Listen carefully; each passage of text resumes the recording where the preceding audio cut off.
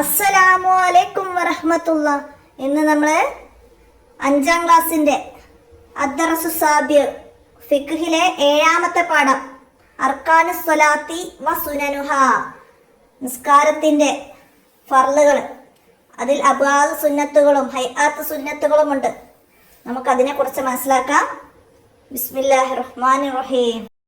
നിസ്കാരത്തിൻ്റെ ഫർളുകൾ, പൂർണ്ണതയുടെ ഭാഗമായ അബ്ആദ്, ഹൈആത്ത്, സുന്നത്തുകൾ എന്നിവ നമുക്ക് പഠിക്കാം. അപ്പോൾ ഫർളുകളാണ് ഇവിടെ ആദ്യം പറയുന്നത്. നിയ്യത്ത്, ഒന്നാമത്തത് നിയ്യത്ത്. നിസ്കാരത്തിന്റെ ഫർളുകൾ 14 എണ്ണം. ഒന്ന് നിയ്യത്താണ്. നിസ്കാരത്തിന്റെ നിയ്യത്തിൽ ഞാൻ നിസ്കരിക്കുന്നു, ഇന്ന നിസ്കാരമാണ്, ഫർളാണ് എന്ന് കരുതൽ നിർബന്ധമാണ്. ഉദാഹരണം, മുസല്ലി ഫർള ലുഹരി, മുസല്ലി ഫർള ലുഹരി, ലുഹർ നിസ്കാരം ഞാൻ നിസ്കരിക്കുന്നു. മുസല്ലി ഫർള ലുഹരി, ലുഹർ നിസ്കാരം ഞാൻ നിസ്കരിക്കുന്നു. ഫർള നിസ്കാരത്തിലെ കരുതൽ നിർബന്ധമായവ. ഇനി അടുത്തതോ, റവാത്തിബ്, പെരുന്നാള്, തറാവീഹ് തുടങ്ങി മുത്തലക്കല്ലാത്ത സുന്നത്ത് നിസ്കാരങ്ങളിൽ ഞാൻ നിസ്കരിക്കുന്നു എന്ന് ഇന്ന നിസ്കാരമാണെന്നും കരുതണം. റവാത്തിബ് നിസ്കാരം, പെരുന്നാള്, തറാവീഹ് തുടങ്ങിയ മുത്തലക്കല്ലാത്ത സുന്നത്ത് നിസ്കാരങ്ങളിൽ ഞാൻ നിസ്കരിക്കുന്നു എന്നും ഇന്ന നിസ്കാരമാണെന്നും കരുതണം. ഉദാഹരണം, മുസല്ലി സുന്നത്ത ലുഹരിൽ കബിലിയ. പിന്നെ നിരുപാധികം സുന്നത്തുള്ള നിസ്കാരത്തില്, നിരുപാധിക സുന്നത്ത് നിസ്കാരത്തില് ഞാൻ നിസ്കരിക്കുന്നു എന്ന് കരുതിയാൽ മതി. അവിടെ റക്അത്തുകളുടെ എണ്ണം, അദാ, ഖലാ, കിബിലക്ക് മുന്നിട്ട്, അദാ, അള്ളാഹുവിന് വേണ്ടി എന്നൊക്കെ കരുതലോ നിയ്യത്ത് ഉച്ചരിക്കലൊക്കെ എന്താണ്? സുന്നത്താണ്. നിയ്യത്തില് സുന്നത്തുള്ള കാര്യങ്ങൾ, റക്അത്തുകളുടെ എണ്ണം, അദാ, ഖലാ, കിബിലക്ക് മുന്നിട്ടാണെങ്കിൽ അങ്ങനെ അള്ളാഹുവിന് വേണ്ടിയാണ് എന്നൊക്കെ കരുതൽ എന്താണ്? നിയ്യത്തിൽ സുന്നത്താണ്. നിയ്യത്ത് കരുതുന്നതോടൊപ്പം ഉച്ചരിക്കലും സുന്നത്താണ്.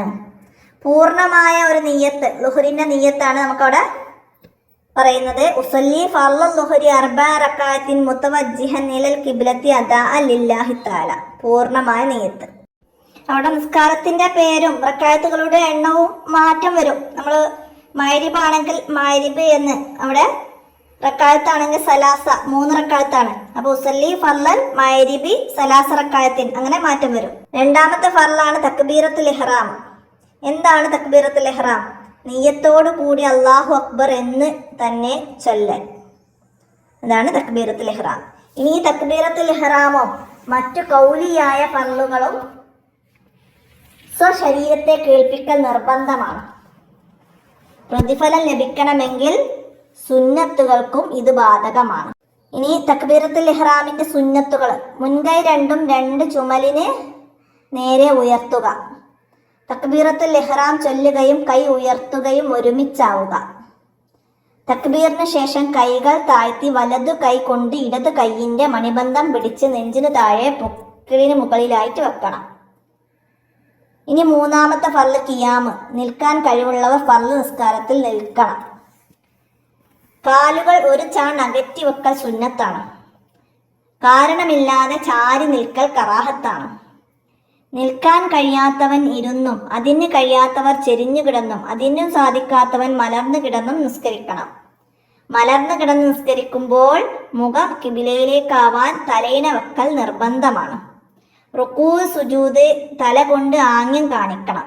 ഈ ചെരിഞ്ഞു കിടക്കുന്നവർ, മലർന്നു കിടക്കുന്നവരൊക്കെ റുക്കൂ സുജൂദൊക്കെ തല കൊണ്ട് ആംഗ്യം കാണിക്കണം.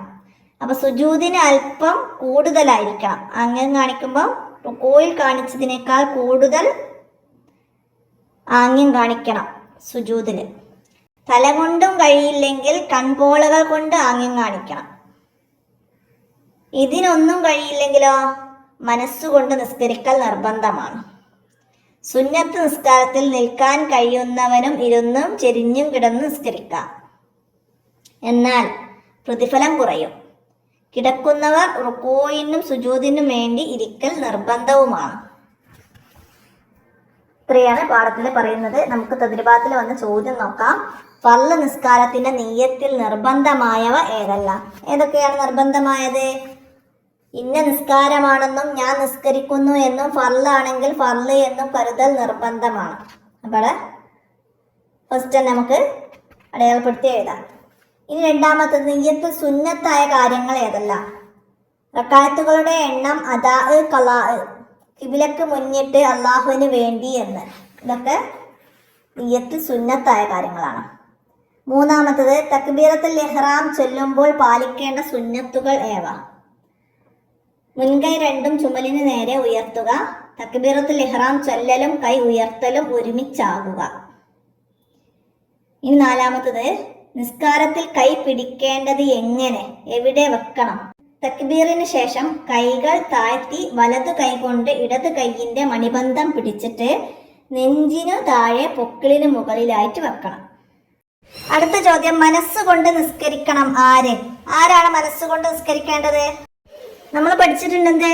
നിൽക്കാൻ കഴിയാത്തവൻ ഇരുന്ന് നിസ്കരിക്കണം, അതിന് കഴിയാത്തവൻ ചെരിഞ്ഞു കിടന്ന് നിസ്കരിക്കണം, അതിന് സാധിക്കാത്തവൻ മലർന്നു കിടന്ന് നിസ്കരിക്കണം, അതിന് കഴിയാത്തവൻ മനസ്സുകൊണ്ട് നിസ്കരിക്കണം.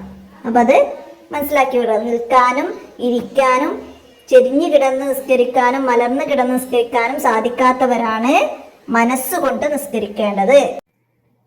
ഇനി വിട്ട ഭാഗം പൂരിപ്പിക്കാൻ വന്നിട്ടുണ്ട്. തക്ബീറത്തുൽ ഇഹ്റാം ചൊല്ലുമ്പോൾ ശബ്ദം സ്വശരീരത്തെ കേൾപ്പിക്കണം. അവിടെ തക്ബീറത്തുൽ ഇഹ്റാം ചൊല്ലുമ്പോൾ ശബ്ദം സ്വശരീരത്തെ കേൾപ്പിക്കണം. ഇനി നിരുപാധിക സുന്നത്ത് നിസ്കാരങ്ങളിൽ ഞാൻ നിസ്കരിക്കുന്നു എന്ന് കരുതിയാൽ മതി. ഇത്രയും രണ്ടെണ്ണോടെ പൂരിപ്പിച്ചു കൊടുക്കാം.